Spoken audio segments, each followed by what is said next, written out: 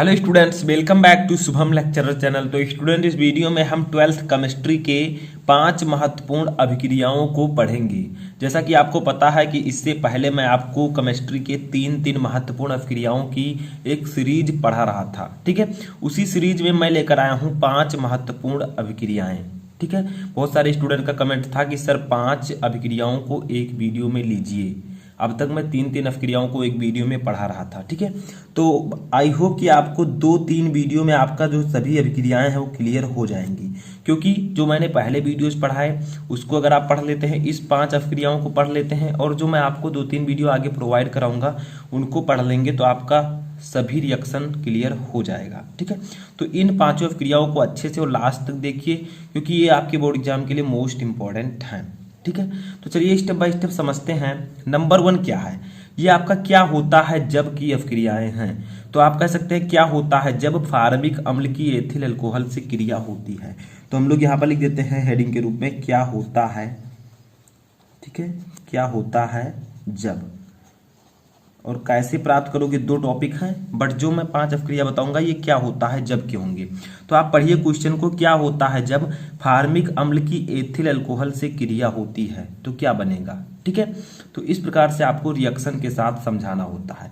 तो देखिए, फार्मिक अम्ल की एथिल अल्कोहल से अभिक्रिया होगी तो इसके लिए आपको फार्मिक अम्ल का फार्मूला पता होना चाहिए। तो फार्मिक अम्ल का फार्मूला होता है HCOOH। ठीक है, ये फार्मूला होता है फार्मिक अम्ल का। आपसे कहा जा रहा है इसकी अभिक्रिया किससे होगी, एथिल अल्कोहल से। तो एथिल अल्कोहल का फार्मूला होता है C2H5OH। ठीक है, आपको पता होगा ये है आपका एथिल अल्कोहल। अब देखिए हम इसे लिख सकते हैं OH C2H5। ठीक है, क्योंकि कोई दिक्कत नहीं है हमें, चाहे उल्टा लिखें चाहे जिस तरह लिखें, बस पूरा मॉलिक्यूल होना चाहिए। तो OH C2H5 सिंपल वही है C2H5OH। ठीक है, दोनों सेम ही है। अब इन दोनों की अभिक्रिया होती है तो क्या बनता है ये आपसे पूछा जा रहा है। ठीक है, अब देखिए, आप जब फार्मिक अम्ल की अभिक्रिया एथिल अल्कोहल से कराएंगे तो आपको H2SO4 की उपस्थिति में कराना है, सल्फ्यूरिक अम्ल की। ठीक है, तो आपका बनेगा क्या, तो आपका जो ये पोर्शन है, ठीक है, कौन सा पोर्शन, ये जो आपका H वाला पोर्शन है, ये वाला, ठीक है, ये आपका बाहर निकल जाएगा। समझ में आया, ये दोनों मिलकर क्या बनाएंगे, H और H यानी कि H2O, जल आपका ये बाहर निकल जाएगा, इसीलिए मैंने OH पहले लिखा था। ठीक है, समझ में आ रहा है। तो आपका जो बचेगा उसको पहले लिख लेते हैं HCOO और इधर बचा है C2H5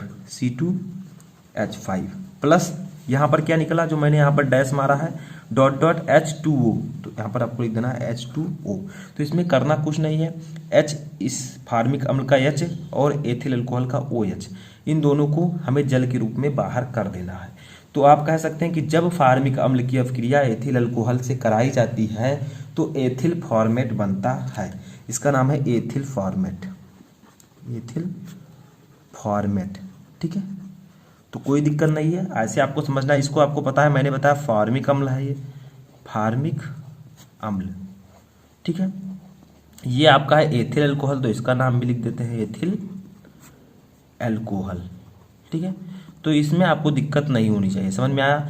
अब ये आपका रिएक्शन जो बैलेंस है, आप मॉलिक्यूल गिन लीजिए। H कितना है, 1 2 3 और 5 8, 1 5 1 6 2 8। ठीक है, कार्बन कितना है, 1 2 1 3, इधर कितना है, 1 2 1 3, ऑक्सीजन 2 1 3, इधर कितना है, 2 1 3। तो आपका ये रिएक्शन बैलेंस है। समझ में आया। ऐसे सेकेंड रिएक्शन अब देखते हैं हम। सेकेंड रिएक्शन है कि क्या होता है जब मेथेनल की क्रिया अमोनिया से होती है।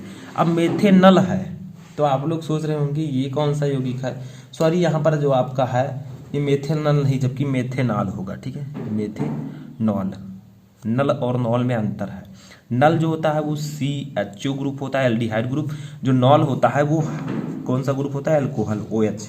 ठीक है, तो आपसे कहा जा रहा है क्या होता है जब मेथेनॉल की क्रिया अमोनिया से होती है। ठीक है, तो ये आपको बताना है। तो इसके लिए आपको मेथेनॉल का फार्मूला पता होना चाहिए। मेथेनॉल का फार्मूला होता है CH3OH। ये आपका यूपीएससी नाम है मेथेनॉल। इसका सामान्य नाम होगा मेथिल अल्कोहल, क्योंकि ये अल्कोहल है तो मेथिल अल्कोहल इसका नाम होगा। अब आपसे कहा जा रहा है कि इसकी क्रिया किससे होती है, अमोनिया से। अमोनिया का फार्मूला बताइए NH3। ठीक है, हाइबर विधि द्वारा हमने अमोनिया बनाया था, आपको पता होगा। मैंने आपको पढ़ा दिया कैसे आप हैबर विधि द्वारा अमोनिया बना सकते हैं। अगर आपने नहीं पढ़ा है तो आप लोग सर्च कीजिए हैबर विधि द्वारा अमोनिया का निर्माण, तो आपको मेरा वीडियो मिल जाएगा। ठीक है, तो इन दोनों की अभिक्रिया होती है तो बनता क्या है, तो देखिए बहुत ही सिंपल है। आपका बनेगा क्या, इधर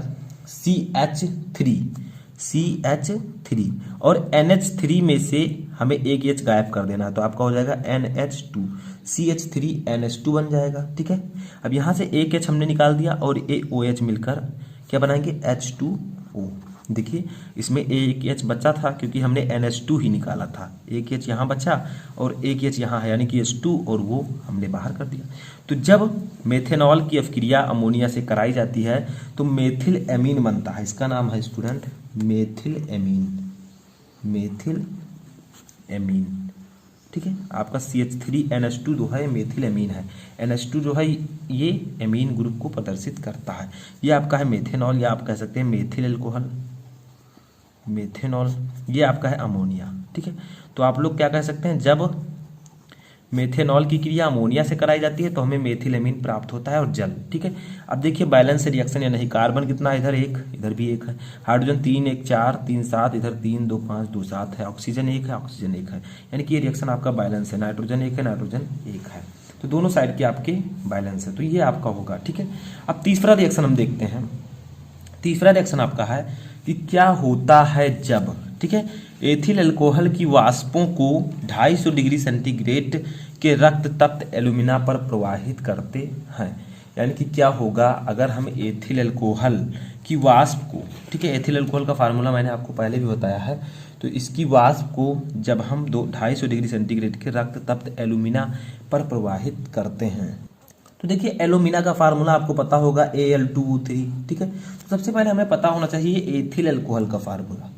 एथिल अल्कोहल का फार्मूला सभी को मैंने बताया C2H5OH।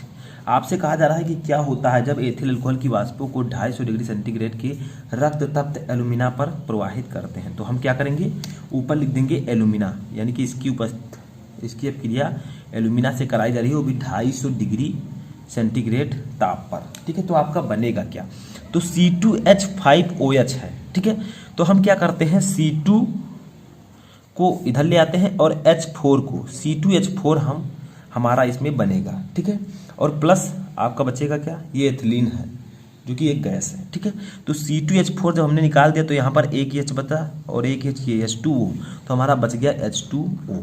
तो आप लोग कह सकते हैं जब एथिल अल्कोहल की वाष्पों को 250 डिग्री सेंटीग्रेड के रक्त तप्त एल्यूमिना पर प्रवाहित करते हैं तो हमारा एथिलीन बनता है, कौन सा, C2H4, यानी कि एथिलीन बनता है। ये क्या आपका एथिल अल्कोहल, ठीक है, एथिल अल्कोहल। ठीक है, समझ में आ रहा है, कोई दिक्कत नहीं होनी चाहिए। देखिए C2H5OH है, हमने यहाँ से C2H4 निकाल लिया। ठीक है, तो यहाँ पर एक H बचा, एक H ये H2 हो गया और वो जल बाहर निकल गया। ठीक है, तो आपका बैलेंस रिएक्शन भी है, कार्बन 2 है, कार्बन इधर भी 2 है, हाइड्रोजन 5 1 6 है, इधर भी 4 और 2 6 है, ऑक्सीजन 1 है, ऑक्सीजन इधर भी 1 है, तो ये आपका रिएक्शन बिल्कुल बैलेंस है। ठीक है, तो इस प्रकार से आप कह सकते हैं कि जब एथिल अल्कोहल की वाष्पों को 250 डिग्री सेंटीग्रेड के रक्त तप्त एल्यूमिना पर प्रवाहित करते हैं तो हमें एथिलीन प्राप्त होता है और जल। ठीक है, अब चलिए हम लोग चौथा रिएक्शन देखते हैं। तो देखिए चौथा रिएक्शन हमारा क्या है, चौथा रिएक्शन है कि क्या होता है जब मेथिल अल्कोहल को हाइड्रोक्लोरिक अम्ल के साथ अपघृत किया जाता है, यानी कि मेथिल अल्कोहल की अभिक्रिया हाइड्रोक्लोरिक अम्ल के साथ कराई जाती है। तो मेथिल अल्कोहल का मैंने अभी आपको फार्मूला बताया, मेथेनॉल यानी कि CH3OH। ठीक है, इसकी अभिक्रिया हम कराएंगे किससे, लिखा हुआ है हाइड्रोक्लोरिक अम्ल। हाइड्रोक्लोरिक अम्ल का फार्मूला होता है HCl। ठीक है, हाइड्रोक्लोरिक एसिड का फार्मूला होता है HCl। पूछा जा रहा है क्या होगा जब इनकी अभिक्रिया कराई जाएगी, तो देखिए बहुत ही सिंपल है। ठीक है, इस CH3 को ले लीजिए और इस Cl को ले लीजिए, ये आपका एक यौगिक बन जाएगा CH3Cl, प्लस इस H को ले लीजिए, इस H को ले लीजिए, तो H2 और वो हमारा बचा, तो H2O हमारा बाहर। ठीक है, तो जब कह सकते हैं आप मेथिल अल्कोहल की अभिक्रिया हाइड्रोक्लोरिक अम्ल के साथ कराई जाती है तो हमारा मेथिल क्लोराइड बनता है, इसका नाम है मेथिल क्लोराइड। ठीक है, मेथिल क्लोराइड प्राप्त होता है। ठीक है, मेथिल क्लोराइड, इसका नाम है मेथिल अल्कोहल, इसका नाम है हाइड्रोक्लोरिक अम्ल। तो देखिए जब मेथिल अल्कोहल को हाइड्रोक्लोरिक अम्ल के साथ अभिक्रिया कराई जाती है तो मेथिल क्लोराइड बनता है और जल निकल जाता है। ठीक है, CH3Cl और H2O। देखिए कार्बन एक है, इधर भी एक है, दोनों का बैलेंस होना चाहिए। हाइड्रोजन 3 1 4 1 5 है, इधर भी 3 2 5 है। ऑक्सीजन एक है, इधर भी ऑक्सीजन एक है। क्लोरीन एक है, इधर भी क्लोरीन एक है। तो आपका रिएक्शन जो है फाइनली बैलेंस है। ठीक है, तो आप आसानी से इसे कर सकते हैं। पांचवा रिएक्शन देखिए, ये भी सिंपल एक छोटा सा रिएक्शन है कि क्या होता है जब ओजोन की मरकरी के साथ अभिक्रिया कराते हैं। फार्मूला अगर आपको पता है आप किसी भी रिएक्शन को आसानी से कर सकते हैं। तो ओजोन की मरकरी के साथ अभिक्रिया कराते हैं तो क्या बनता है। तो ओजोन का फार्मूला याद रखिएगा होता है O3। O3 होता है ओजोन का फार्मूला। इसकी अभिक्रिया हमें करानी है मरकरी से, Hg से, तो करा देते हैं। देखिए क्या बनेगा। ठीक है, तो हमारा O3 में से O3 जो है ये आपका O2 बन जाएगा इधर और प्लस Hg2O बनेगा। ठीक है, ये आपका यौगिक बनेगा। बट यहाँ पर दिक्कत ये आती है कि ये रिएक्शन बैलेंस नहीं है क्योंकि इधर ऑक्सीजन 2 है, इधर ऑक्सीजन 3 है। ठीक है, तो उससे तो कोई दिक्कत नहीं क्योंकि एक ऑक्सीजन यहाँ है, 3 हो गया।